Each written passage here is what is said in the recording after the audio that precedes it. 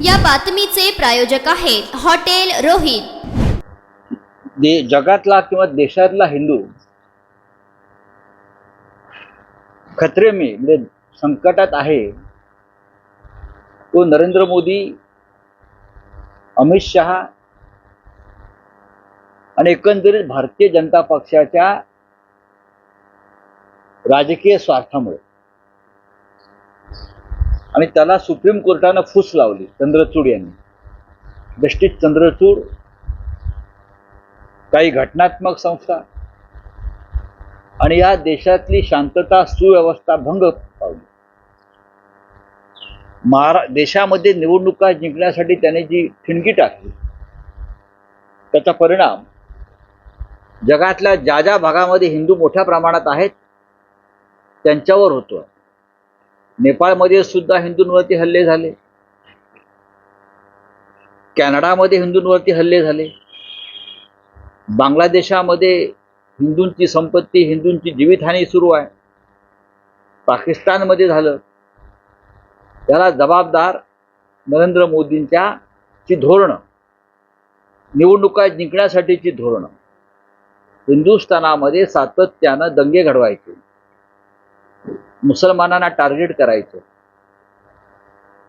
प्रार्थनास्थळं खोदण्यासाठी प्रोत्साहन द्यायचं। याचा उलटा परिणाम इतर देशातल्या हिंदूंवर होतो, लक्षात घ्या।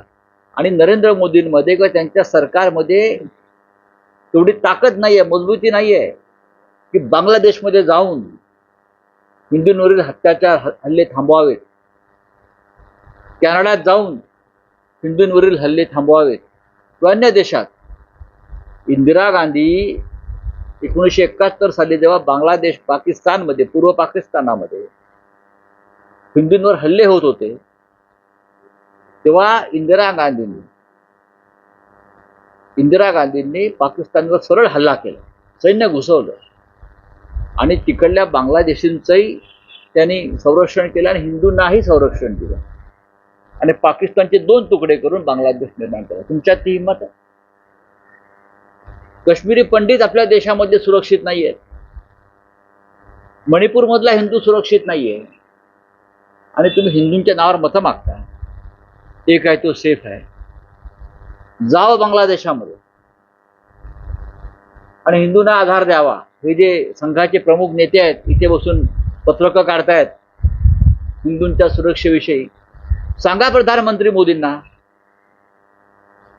धोरणात्मक निर्णय घ्या बांगलादेश संदर्भात। मी जे म्हणतोय ते योग्य आहे। या देशातला हिंदूंना जर सगळ्यात जास्त धोका कोणापासून असेल तर तो भारतीय जनता पक्षापासून। गोधरा कोणी केलं? साबरमती एक्सप्रेसला आग कोणी लावली? अशा अनेक प्रकरणं मला सांगता येतील। कोणी काय केलं, कशासाठी केलं आणि त्याचे परिणाम आज देश भोगतो आहे। या देशामधला धार्मिक एकता संपलेली आहे, या देशातलं संविधान संपलेलं आहे, या देशातली लोकशाही संपली आहे आणि आज या देशामध्ये बटेंगे तो कटेंगे, एक आहे तो सेफ आहे, या घोषणांमुळे तरुणांची डोकी भडकवली गेली आणि संपूर्ण देशामध्ये दंगलीचा माहोल निर्माण करण्यात आलेला आहे। बांगलादेशमधली स्थिती अत्यंत चिंताजनक आहे। वर्षानुवर्ष तिकडे हिंदू राहतात, लाखोच्या संख्येने राहतात हिंदू बांगलादेशमध्ये आणि तुम्ही तिथे त्यांना असुरक्षित करण्यामागे नरेंद्र मोदींचं परराष्ट्र धोरण कारणीभूत आहे। महाराष्ट्रात मुख्यमंत्री पदाच्या शपथविधीचा कार्यक्रम होतो आहे, 5 तारखेला शपथविधी त्यासाठी तयारी सुरू झाली आहे, पण अजूनही गृहमंत्रीपद आणि अन्य मला कळत नाही। भारतीय जनता पक्ष जगातला पहिला क्रमांकाचा पक्ष, नरेंद्र मोदींसारखा मजबूत नेता, अमित शहांसारखा मजबूत नेता, महाराष्ट्रात देवेंद्र फडणवीस वगैरे वगैरे वगैरे, एका गृहमंत्री पदावरून या महाराष्ट्र राज्याचं सरकार अधांतरी लटकून पडलेलं आहे। हा, हे कसले मजबूत लोक आहेत? मग कोण आहेत समोर तुमच्या? तुमचं स्वतःचं बहुमत आहे, तुमच्याकडे बहुमताचा आकडा स्वतःच आहे। तुमच्याबरोबर अजित पवार आहेत 40 लोक घेऊन, शिंदे गटाचे लोक आहेत नाहीत मला माहीत नाही, भविष्यात काय करतील. पण बहुमत असतानाही 15 दिवस तुम्ही शपथ घेत नाही, राज्याला सरकार देत नाही, राजभवनामध्ये सत्ता स्थापनेचा दावा तुम्ही करायला तयार नाही अद्याप. तुमचे जे समर्थक आमदार आहेत त्यांची नावं तुम्ही द्यायला तयार नाही. राज्यपालाकडून तुम्ही सरकार स्थापनेचं निमंत्रण घेतलेलं नाही आणि तुम्ही मांडव घातला. काय प्रकार आहे? राजभवन तुम्ही चालवताय का? आणि हे एका गृहमंत्री पदावरून थांबलेलं नाही आहे, तुम्ही लक्षात घ्या.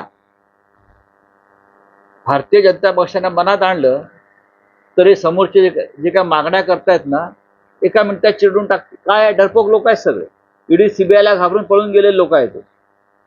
आणि जे निवडून आलेले आहेत ते का स्वबळावर निवडून आलेले नाही आहेत. ते कसे निवडून आले, कोणत्या माध्यमातून निवडून आले हे भाजपला माहिती आहे आणि त्यांनाही माहिती आहे. त्यांना जनमताचा पाठिंबा अजिबात नाही आहे, लक्षात घ्या. परत परत मी तुम्हाला सांगतोय. पण एका गृहमंत्री पदावरून हे सरकार लटकलेलं नाही. यामागे काही वेगळी कारण आहेत का? आमच्याकडली माहिती आम्ही देऊ ना. पण फक्त एक गृहमंत्री पद हा वादाचा विषय सरकार स्थापनेमधला असू शकत नाही. अनेक राज्यामध्ये भारतीय जनता पक्षानं सरकार बनवलेली आहेत. आपल्या मित्रांबरोबर बनवली आहेत, स्वतंत्रपणे बनवली आहेत. प्रस्थापित मुख्यमंत्र्यांना डावलून नवीन लोक आणलेले आहेत. त्याच्यामुळे शिंदे कोण हा प्रश्न लोकांपुढे पडलेला आहे ना, की वेगळा काही आहे का, की फडणवीसांच्या जागी वेगळं कोणी आणलं जाते का, त्यासाठी थांबलंय का?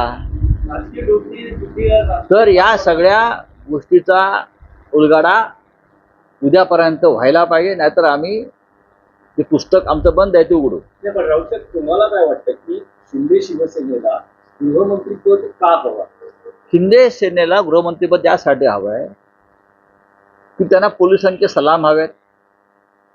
पोलीस यंत्रणा वापरून त्यांनी अनेकांवरती खोटे गुन्हे दाखल केले, दहशत निर्माण केली, निवडणुका लढण्याचा प्रयत्न केला. ही यंत्रणा त्यांच्या हातात पाहिजे आणि भविष्यामध्ये या यंत्रणेचा वापर करून ते भारतीय जनता पक्षाच्या अंगावर सुद्धा जाऊ शकतात. ही त्यांची वृत्ती आहे आणि विकृती सुद्धा आहे. दुसऱ्या क्रमांकाचं खातं हे गृह खातं आहे, पण मुख्यमंत्री गृह खातं आपल्याजवळ ठेवतो, देवेंद्रजींनी ठेवलेलं आहे. कारण जेव्हा जेव्हा आम्ही त्यांच्याशी पूर्वी चर्चा करायचो तेव्हा ते सांगायचे की उद्धव ठाकरेंनी गृह खातं दुसऱ्या पक्षाला द्यायची चूक करू नये, आमचं तेच म्हणणं होतं. आणि गृह खातं विधानसभेचं अध्यक्षपद त्या काळात ते संवेदनशील विषय होते, त्यांच्यामुळे आमचं सरकार पडलं. आता पडलं नसतं. तसे डोके असतील तर डोकेदुखी होईल ना. फक्त निवडून येणं म्हणजे डोकी नाहीत ना, ती डोकी मोजायला ठीक आहे, पण डोक्यात काहीतरी हवं. असं म्हणाले होते की जर उद्धव ठाकरे आमच्यासोबत असते तर आम्हाला आणखी जागा मिळाल्या. बघा, रावसाहेब दानवे किंवा भारतीय जनता पक्ष कधी कोणत्या विषयावरती उड्या मारतील ते सांगता येत नाही. तुमच्याबरोबर होतो तेव्हा आम्ही तुम्हाला नकोसे झालो, तेव्हा तुम्ही जाऊन अमित शहाना सांगितलं नाहीत ना की जो शब्द दिलाय तो पाळा. उद्धव ठाकरे आणि शिवसेना आपल्याला गरजेची आहे. तेव्हा तुमची तोंड का शिवली होती का? आता तुम्ही जे आम्हाला द्यायला जो शब्द होता तसंच तसं तुम्ही एकनाथ शिंदेला दिलं, आताही द्यायचा प्रयत्न करताय. पण तुम्हाला बाळासाहेब ठाकरे नको, तुम्हाला बाळासाहेब ठाकरेंचं नाव नको होतं, तुम्हाला खरे ठाकरे नको होते, तुम्हाला मातोश्री नको होती, तुम्हाला महाराष्ट्राच्या राजकारणातून बाळासाहेब ठाकरे, हिंदू हृदय सम्राट उद्धव ठाकरे आणि त्यांची खरी शिवसेना यांना जमीनदोस्त करण्याचे तुमचं स्वप्न होतं. आता तुम्हाला हळूहळू कळेल खरं काय आणि खोटं काय. पण राऊसाहेब, ज्या पद्धतीने एकनाथ शिंदे यांनी आता मुख्यमंत्री पदाबाबत ही लवचिकता दाखवली, तशी जर 2019 साली उद्धव ठाकरेंनी दाखवली. तुमच्याकडे चुकीची माहिती आहे, तुम्ही राजकीय अभ्यासात कमी पडताय. एकनाथ शिंदेला मुख्यमंत्रीपद दिलं होतं, ते आताचं म्हणत नाही. 2.5 वर्षाचं मुख्यमंत्रीपद एकनाथ शिंदे यांनी भोगलेलं आहे. तेव्हा जर ते मूळ शिवसेनेला दिलं असतं तर ही वेळ आली नसती. बरं का, तुम्ही आताचं बोलू नका, तुम्ही 3 वर्षापूर्वीचं बोला. आता एक निवडणूक होऊन गेलेली आणि एकनाथ शिंदे यांना म्हणजे डुप्लिकेट शिवसेनेला जो भारतीय जनता पक्ष मुख्यमंत्रीपद देऊ शकतो ते उद्धव ठाकरे यांच्या नेतृत्वाखालील शिवसेनेला द्यायला तयार नव्हतं, कारण त्यांना मूळ शिवसेना नष्ट करून या राज्यामध्ये डुप्लिकेट शिवसेना उभी करायची. पाटील म्हणतात की 20 आमदारांपैकी 10 आमदार आमच्या संपर्कात आहेत. असं कोण म्हणताय? पाटील म्हणतात आता त्यांचे संपर्क वाढवले. गुलाबराव पाटलाने म्हणतो मी गुलाबराव पाटलांना की तुम्ही थोडे दिवस थांबा, तुमचा पक्ष शिल्लक राहतोय का आणि भाजपा शिल्लक ठेवतोय का हे तुम्हाला कळेल. आता आमच्याकडे जे राहिलेले आहेत हे कडवट निष्ठावंत आहेत. तुमच्यासारखा जो गाळ होता, पालापाचोळा होता बेईमानांचा, तो उडून गेला. फुंकर मारली ईडी सीबीआयने आणि त्या फुंकरेबरोबर तुमच्यासारखे लोक उडून गेले. आता जो उरलेला आहे तो भक्कम असा निष्ठावंतांचा आमचा मेळा आहे. बोला, आप बोलिए. बांग्लादेश में जिस तरीके से हिंदू पर अत्याचार हो रही है उस पर एक्शन न लेते हुए दूसरों मुद्दों पर जो है किया जा रहा है.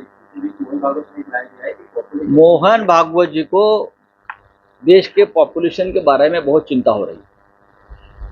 आज हमारी देश की पॉपुलेशन लगभग 150 करोड़ हो गई. और कितनी पॉपुलेशन बढ़ाना चाहते हैं सरसंघ चालक, और कितनी पॉपुलेशन बढ़ाना चाहते हैं आप बताइए. सबसे पहले ये जो सलाह है आपके बीजेपी के लोगों को दीजिए.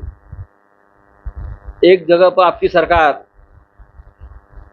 कॉमन सिविल कोड लाना चाहती है, कुटुंब कल्याण कुटुंब नियोजन की योजना चलाती है, मुसलमानों के बारे में 2 या 3 या जो बात करते हैं ना, ये उस बारे में बात करते हैं. और बीजेपी की जो पेरेंट बॉडी है, आरएसएस कहते हैं कि बच्चे बढ़ाओ. ये दोगली नीति है. कौन खतरे में है? हमारा देश खतरे में नहीं है, आप खतरे में, आप सब लोग खतरे में है.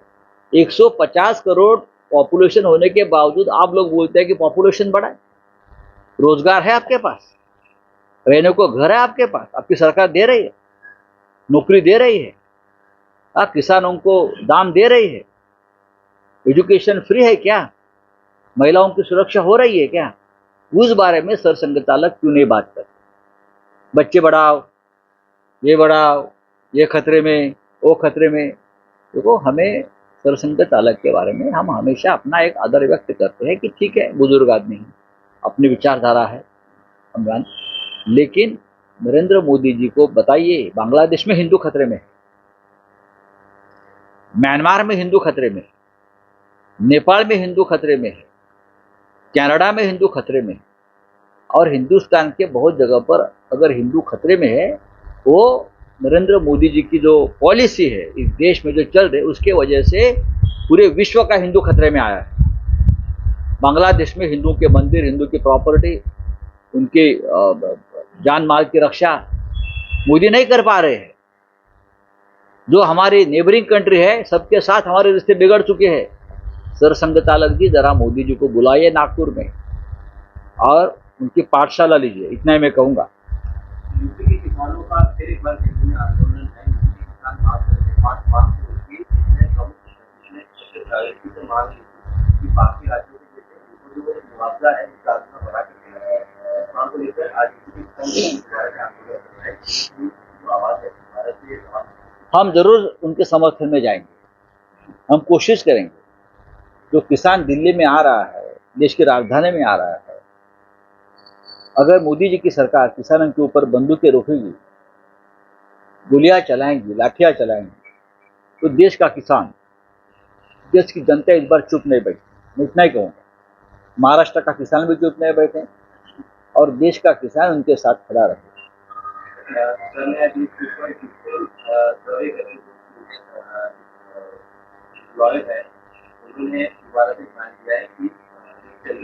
दुष्यंत दवे जी ने जो बात कही है वो पूरी देश की बात कही. दुष्यंत जी ने कहा है कि चीफ जस्टिस ऑफ इंडिया जो थे मिस्टर चंद्र थे, वो बीजेपी के आदमी थे. बीजेपी के आदमी की तरह उसने चेयर पर बैठकर काम किया है, ये दुष्यंत दवे जी का कहना है. और हम जिस तरह से महाराष्ट्र के बारे में एक संविधान के खिलाफ एक सरकार बनी और चलाई गई, वो सुप्रीम कोर्ट के प्रोटेक्शन में चली। तो मुझे लगता है ये भारतीय जनता पार्टी की पॉलिसी थी और सरन्यायाधीश होते हुए चंद्रचूड़ साहब ने ये पॉलिसी को आगे बढ़ाया। Thank you. दाढीला हलक्यात घेऊ नका. दाढीला हलक्यात घेऊ नका, मग दाढी करा. तुमची दाढी एवढी हलकी आहे का? मग मी त्यांना रेझर पाठवतो. मी सांगतो आमच्या शिवसेना भवनातल्या लोकांना की चांगले एक रेझर पाठवा, त्यांना दाढी करायची आहे म्हणून. आता मुख्यमंत्री जेव्हा ते राहणार नाहीत तेव्हा त्यांच्यावरती वेळ येऊ शकते, त्यांच्या लोकांवरती. नुसता दाढ्या ठेवून काय करणार? दिघे साहेबांना दाढी शोभली, त्यांची दाढी हलकी नव्हती. तुम्ही दिघे साहेबांच्या विचारांची दाढी सुद्धा हलकी केलेली. दाढी काय घेऊन बसला? हा, दाढी फक्त छत्रपती शिवाजी महाराजांना शोभली. बाकीच्या दाढ्या औरंगजेबाला होत्या. तुमची दाढी औरंगजेबाची आणि अफजल खानाची दाढी आहे, जे महाराष्ट्रावर चाल करून आले.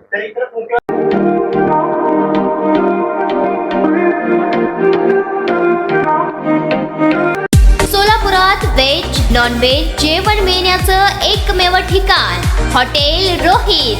चवीला टेस्ट हॉटेल रोहितचे जेवण बेस्ट. बर्थडे पार्टी, कार्यक्रम, विविध पार्टींचे ऑर्डर्स स्वीकारले जातील. ग्राहकांसाठी खास पार्सलची सोय. आमचा पत्ता हॉटेल रोहित, 7 रस्ता opposite Kaligar petrol pump, Solapur.